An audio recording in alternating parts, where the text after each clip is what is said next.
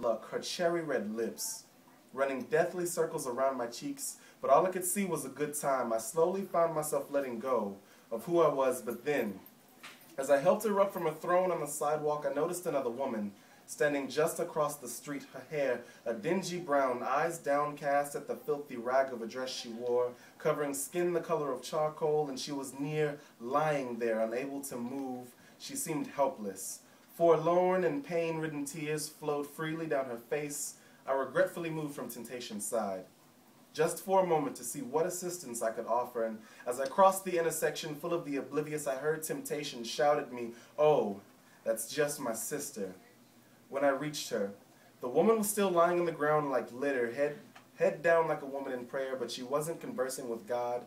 I slid her dirty tresses from her face and asked for her name. At the sound of my voice, she stirred, like a blind man straining to hear, and only barely lifted her head enough for me to see her eyes.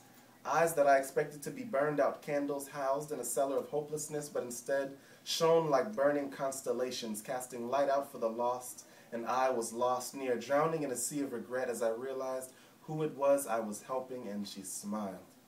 A smile that stirred in me a passion I had nearly lost, a desire that had nearly, a desire that had nearly died in me long ago. Her name was Triumph.